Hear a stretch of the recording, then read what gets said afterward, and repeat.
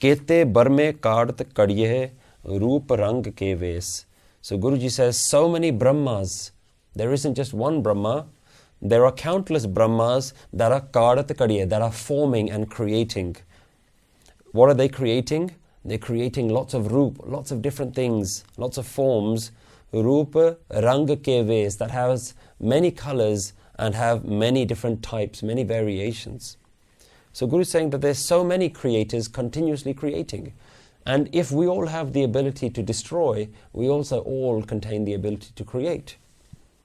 We're always able to create new life and create new things within life of many different colors, of many different shapes and sizes.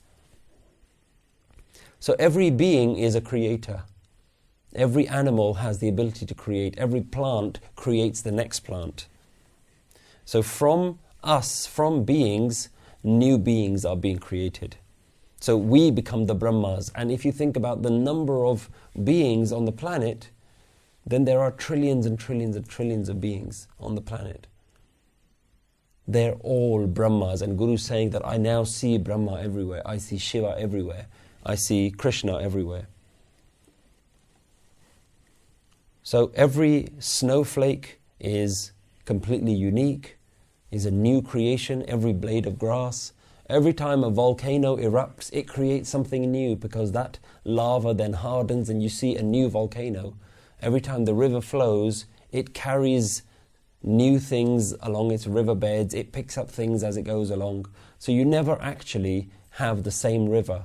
The river is constantly moving and changing. So at any moment, the river is new. And Gurbani uses a very beautiful line that says, Sahib mera neet nawa, that at every moment my master is new.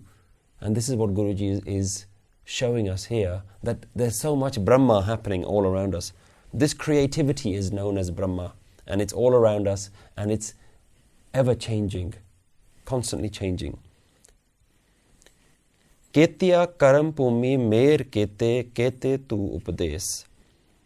So Karam Bhumi, we talked about in the last verse that earth is Karam Bhumi, the land where you can earn your karam.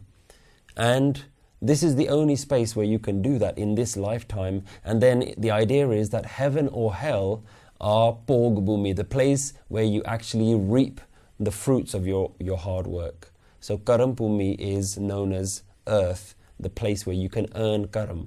But Gurbani even now says that Ketya Karam Bhumi, there isn't just one earth, there isn't just one place where this game is being played. There are infinite earths and infinite lands, a space where people can come, where beings can create karam within their own lives.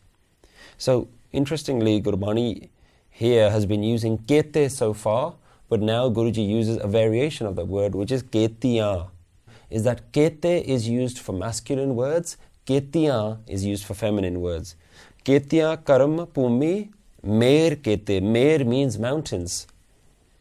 And kete tu upades. So many karam lands and mountains many. So many saints like through and their upadesh, their teachings. So we can see that there are so many meditators. This isn't the only place where meditation is happening. In fact, there are billions and billions of lands and billions of planets where meditation is happening. And traditionally they would, in the Indian tradition, you would see that meditators would either go to a forest or they would go up to the mountains. So Guru is saying there are millions of mountains where people are sitting and meditating, and on each mountains there are infinite number of people who have gone and meditated on that. And Guruji gives an example of Dhruv Bhagat, who went to the forest to meditate. So the Guru is telling us the story, and Guru also says that we have to learn this story, we have to know this story, because later on Gurbani says that Ram japo ji aise aise Dhruv Prahalad japyo har jaise.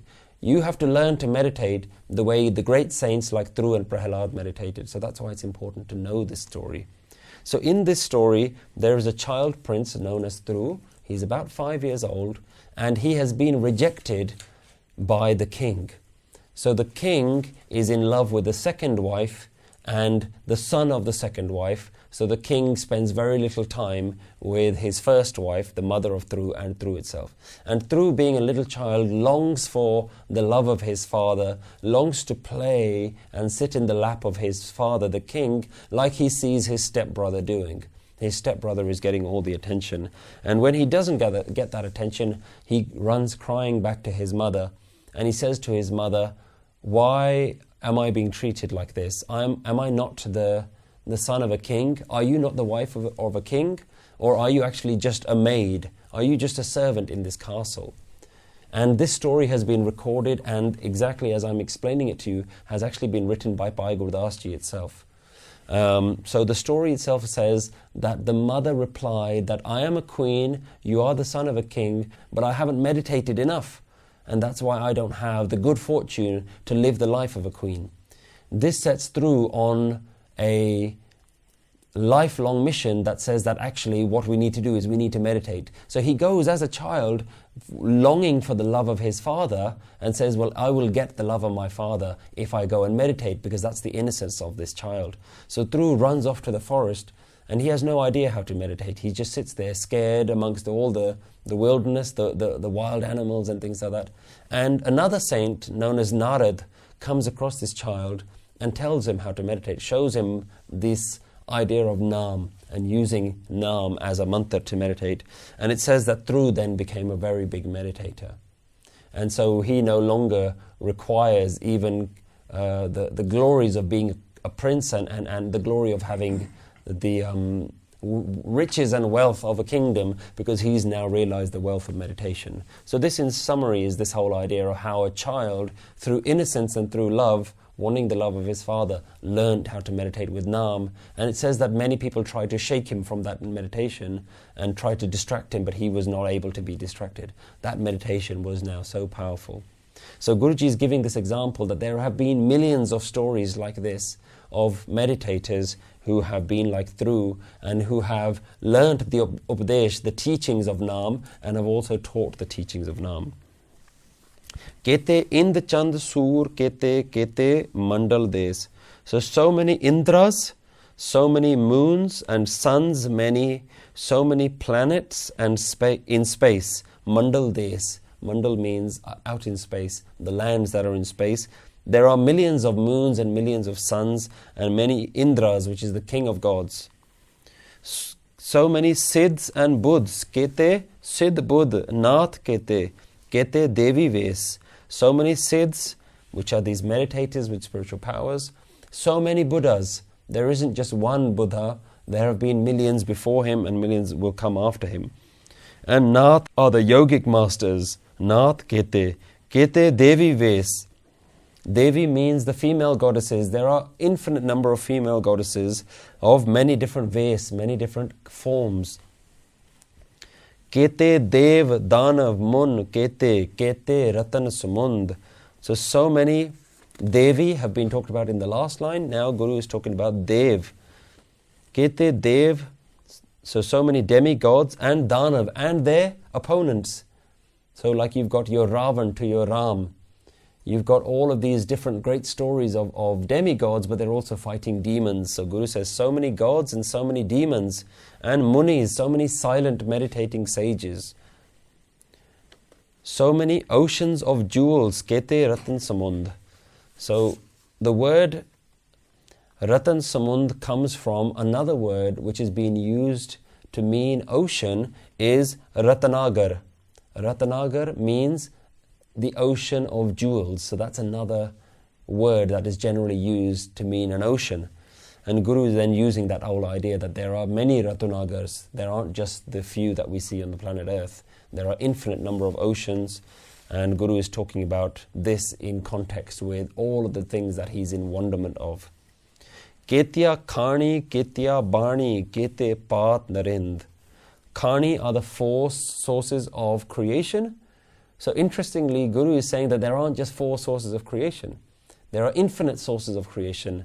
And the four sources are Andaj, Jeraj, Utpuj and Setaj. So these are the animals that are born from an egg, or are born from the womb, or are born from the earth, like plants, or are born from sweat, like small bacteria and microbes.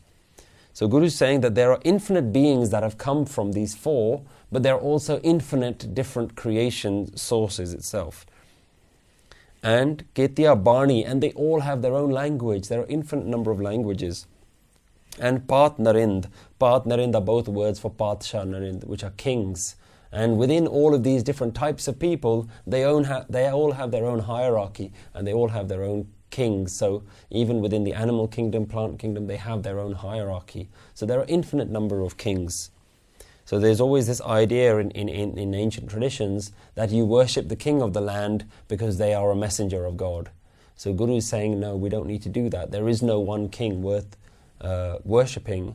And Guru Gobind Singh Ji has also used this whole idea that the oneness that we're talking about is the king of all kings, Rajan, Raj, Panan, Pan, Devan, Dev, Upma, Mahan, that I only give my praises to the king of kings. Ketya Surti Sevak Kete Nanak Ant Na Ant.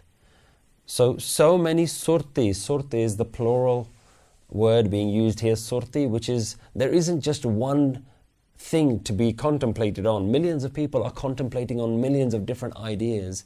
It means that there is no one who has the complete understanding of that oneness. Even the ones who have merged with the oneness cannot say that I fully know it, that I understand it, that I can describe it. Gurwani has said time and time again that you cannot be described. And this is again how Guru Nanak Dev Ji ends this, that there are so many meditators, sevak, with so many different meditations and so many different understandings. Ketya surti sevak kete, Guru Nanak Dev Ji says, Nanak ant na ant, that there is no end to what you are and what you've created. So this is Gyan Khand. Gyan Khand is to be in this state where Guru Nanak Dev Ji is experiencing the vastness of the universe. His individualized self has been broken, and now he's talking about the experience of not just relating to the self. We spend all of our time in the prison, in the shell of our individualized self. We think that our whole experience is just the experience of the body and the mind. But Guru Nanak Dev Ji is saying, once that shell has been cracked, then we are now spilling out into the universe itself. So, with the awareness of this oneness, of this vastness, your self-identity now begins to diminish. This isn't the final step. This isn't the final stage of the 5-stage process. Guruji is just saying that in Gyan, in praise, in awareness of everything else, you lose your awareness of yourself.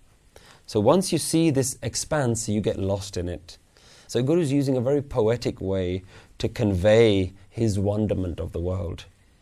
And so Guruji is trying to show that this is the heightened state of awareness that we can be on. And if you think about it, the easiest analogy that we can use is when you take a small child, for them everything is amazing. You give them a feather and they're in absolute awe of it. You show them some pebbles, some stones, everything that they see, they're seeing for the first time. And this is what Guru Nanak Dev Ji is saying, is that it's like I'm seeing everything for the first time. Now I can see that Shiva and Brahma is everywhere. What I thought was just water here, now I can see water everywhere. I can see wind, I can see fire everywhere. So Guru Nanak Dev Ji is saying that even though there is so many numerous things, Guru never forgets this idea, but it always goes back to the one. Guruji isn't saying that there's millions of waters. Guruji is saying that these millions of waters are you. They're a part of you. And we see that in Pauri 27, where Guruji is saying, Gave tu no pon pani besanta, that they're singing ultimately to you. They are ultimately a part of your song. So let us compare Guru Nanak Dev Ji's state of mind that he's describing with our own state of mind. Where are we and how do we get to this? We think that we are the center of the universe. That's how we act, that's how we live. So Guru Nanak Dev Ji suggests that we are nothing, that we have to be in the vastness of the universe instead. So the emphasis on this stage is very much about experience being your wisdom. It isn't about textbook knowledge. Here, Guru Nanak Dev Ji hasn't really talked anything about learning new things. Guruji is talking about experiencing the vastness. So Gyan Khand is really the realm or the state of being in this awakened experience. And this is when the wisdom really comes home. This is when you really understand everything that you've learned up to now, is when you live in this state of awareness, and this is the awakening that is starting to happen. So really we should translate Gyan Khand as awakening state rather than a wisdom state. It isn't a knowledge that you know, it is a knowledge that you experience. So now you don't just know the world, you experience the world, and Guruji says that with Guru Prasad, of course, you will start to now let go of your ego. This is the next step of letting go of your ego and living in divine awareness. So that's the end of Gyan Khand. Next week we will continue and looking at the third step. Waheguru Ji Ka Khalsa, Waheguru Ji Ki Fateh.